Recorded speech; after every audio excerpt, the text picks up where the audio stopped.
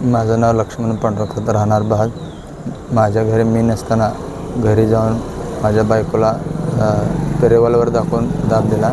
तुझ्या नवऱ्याला मारून टाकीन, काम सोडणार, 10 लाख रुपये दे असं. माझ्या बायकोला पॅरलेस आजारी आहे बायको. पोराशनला म्हणला की तुझ्या वडिलाला सांग, तुला काम पाहिजे का तुमचा वडील पाहिजे त्याला सांगा, नाहीतर त्याला मारून टाकेन असं म्हणून गेला. गावात जाऊन गोळीबार करून गेला. आणि दुसऱ्या दिवशी आम्ही सर्व हमाल गोळा होऊन जत पोलीस स्टेशनला तक्रार द्यायला गेलो. आमचं बाळासाहेब बनगर चेअरमन यांना आम्ही कुठल्याही कामात आम्ही त्यांना पुढे घेतो, त्याशिवाय आम्ही काही करू शकत नाही. आल्यानंतर जतला आमचे कोणीही दखल घेतली नाही.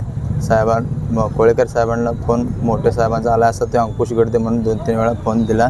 त्यामुळे आम्हाला टाळरा शिवी द्यायचे, गाळकायचं काम चालू आहे म्हणायचे. असं करत दुपारी 2-3 वाजता चेअरमन साहेबांना निलेश गडचा फोन आला की तुझ्या मारुती बनगरला ठेवत नाही, तुला ठेवत नाही आणि मारून टाकणार आहे म्हणून जत पोलीस स्टेशनला तू तक्रार द्यायला गेला, माघारी जा नाही तुला मारून टाकणार सांगितलं. मग बाळासाहेब बनगरने फोन त्याचा आला साहेबांना, साहेबांनी फोन कट केला. तो फोन त्याचा उचलून आम्हाला शिवीगाळ करून आम्हाला हटवण्याचा प्रयत्न केला. त्यानंतर तो येऊन रिव्हॉल्वर दाखवून शिवीगाळ केला. आमच्या सर्व हमालाने त्याच्या गाडीवर दगडफेक करून त्याला पळवून लावले. त्यानंतर तो सांगेला येऊन चेअरमनच्या घरी येऊन रिव्हॉल्वर दावून बारक्या पोरला मारून गोळीबार करून त्यांना मारून टाकलं. नेमकं तुमचा संशय कोण आहे? कारण जर ज्यावेळी प्रकार घडला तुम्ही पोलीस स्टेशनला त्यावेळी सांगितलं हा प्रकार कोळेकर साहेबांनी आमच्या 5 तास घालले. 1 तासाची कंप्लेंट असताना आमची कुठलीही दखल न घेता आम्हाला टाळटाळ केल्या. वेळ गेल्यामुळं हा मुला जीव गेला. आमच्या न्याय द्यायला माणसावर अन्याय झाला. घरात येऊन त्यांच्या मुलाला गोळीबारी झाली. हे प्रकरण झालं, पण नेमकं कशामुळे झालं हे तुम्हाला वाटतं? हे करण्याचं नेमकं कारण काय असं? त्याला आरक धक्क्याचं काम पाहिजे, नसेल झालं तर 10 लाख रुपये द्या, नाहीतर मी तुम्हाला जीव मारणार असं सांगत. आणि कोळेकर साहेबांना दबाव असल्यामुळं त्यामुळे तिने दुर्लक्षला टाळटाळ केलं कंप्लेंट घेण्याचं काम. त्यामुळे ही वेळ त्या बारक्या लहान मुलाला मारून टाकलं त्यांनी. त्याच्या पाठीमाग कुठली व्यक्ती असं तुम्ही म्हणते? ते अंकुश गडदे 2-3 वेळा फोन दिला की मोठे साहेबाचा फोन आहे, साहेब बोलणं करा. बोलणं झाल्यामुळे तिने म्हणजे आम्हाला दाबून ठेवलं. आमची तक्रार लिहून घेतली नाही, वेळ घेतली. बाळासाहेब बनगर माझे नाव. मी काल जतला 11 वाजता पोलीस स्टेशनला गेलो. पोलीस स्टेशननं दखलच घेतली नाही. तर मोठे सचिन मोठे काही की ते त्यांचा फोन येत होता आणि ते साहेबांनी फोन ते जोडून द्यायचे आणि साहेबांनी आमची दखल घ्यायची. बोलवायचे आत कोळेकर साहेब आणि 10-10 मिनिटाने बाहेर पाठवायची. 10 मिनिटांनी बोलवायची, 10 मिनिटाने पाठवायची. अशी 11 वाजता गेल्यानंतर 3:30 वाजता आमची त्याचं काही फिरात नोंदवून घेतली नाही. आणि नंतर त्या निलेश गडद्यानं फोन केला होता मला, तुम्हाला तिघालाही मारून टाकीन. तिघं कोण? माझा मुलगा लक्ष्मण करात, मुक्कदम आणि मी. आणि ती बी फोन गेल्यावर फोन बंद कर म्हणला. फोन कशाला करायला आणि परत फोन उचलायचा नाही तो मला हे असं सांगितलं. आणि ते निलेश गडदेचं तर आला आहे तर डायरेक्ट असं गाडीचा हे उघडून अशी फायरिंग करायला चालला होता. मग दगडं मारा आम्हाला नाही, दगडं टाकली साहेबांच्या समोर. गाडी पुढे झाली. मग साहेबांना आमची तेवढं हे करून घेतलं. नाही साहेबामुळं कालचा ही प्रकरण काल लवकरात लवकर नोंद करून घेतलं असतं. आम्ही तिकडं जाऊन हे कुठलाही प्रकार घडला नसता. आणि झालं ही सगळं जत पोलीस स्टेशनच्या आणि कोळेकर साहेबाच्यामुळं झालेलं आहे. आणि तिने जर कंप्लीट करून घ्यायला किती टाईम लागतो आहे?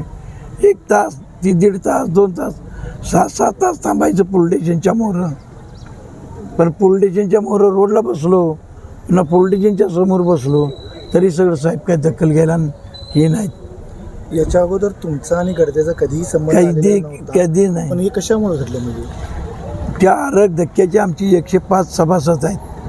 आणि त्यांनी मला फोन केल्यानंतर पोलीस स्टेशनला जायचं आहे. आणि बुधवारी आपला लक्ष्मण खरात त्यांच्या घरी जाऊन निलेश गडदे असं पिस्तूल घेऊन त्यांच्या बायकोला धावून, मुलासनी धावून आणि काय पैशाचा पण हे करून आणि परत आमच्या नादी लागायचं नाही त्या अशा काहीतरी गोष्टी केल्या. म्हणून मला फोन करत होती. मी गेलो, सभासद आहेत मग आम्हाला पण त्याचे सभासद आहेत. सभासद कुठे फोन करतील तर मला जाणं भाग आहे. आणि गेल्यामुळं हे आमच्यात हे घडलं. आज तर सभासदांचं गोरगरिबांची कामं करायला जायची, कसं सर्वसाधारण लोकांनी जायचं याचा बी अवघड एक प्रश्न झाला आहे. आणि आम्हाला दाद बी कोण देत नाहीत. इथं पोलीस स्टेशनला गेलं तर आम्हाला आमची चेष्टा मस्करी केली आणि केली. असा प्रकार कुठल्याही पोलीस स्टेशनला नाही. इथं संजयनगर पोलीस स्टेशन असो दे, इस्लामबाग असो, आम्ही गेली जाईल तेव्हा आमची दखल घेतात आम्हाला पंचायतची. अशी पहिल्यांदा या जत पोलीस स्टेशनची आम्हाला त्याच्यामुळं झालं, त्यांनी दखल घेतली नाही. त्या साहेबाने, कोळेकर साहेब, याला सस्पेंड केलं पाहिजे एवढंच माझं म्हणणं आहे. आणि त्या निलेश गडजाला फाशीकर झाली पाहिजे, नाही एन्काउंटरकर झाला पाहिजे एवढं माझं म्हणणं आहे. आणि त्यांचे साथीदार जे आहेत जवळजवळ आता 7 ते 8 तर जत पोलीस स्टेशनला ठेवून घेतलेत तिने, त्यांच्यावर सगळ्यावर गुन्हा दाखल झाला पाहिजे. निलेश गडजाच्या गाडीतून उतरून तर गाडी पोलीस स्टेशनला जातात, तिने सोडून परत आणि तो येतोय. ह्यो गुन्हेगार आहे. गुन्हेगाराच्या गाडीतनं जाऊन माणसं तिथं बसतात आणि गुन्हेगार पोलीस स्टेशनच्या समोर येत असताना कोळेकर साहेबांनी म्हणतो गाडी मागं लावा, हो गाडी मागं लावा, ही गाडी आता तुम्हाला गावत्या, ही आरोपी सगळी गावत्यात. ती आमच्या डोक्यानं आम्ही करतो की तुम्ही कोण सांगणार आम्हाला ही भाषा केली काल? नाही, कालच सापडत होता आरोपी आणि आमच्या घरी आमच्या मुलाचं हे घडलं नसतं. कारण यांच्यामुळं जर घडलेलं आहे, याने सस्पेंड झाले पाहिजेत. लोकशाही मराठी ऐका, पहा, जागरूक रहा.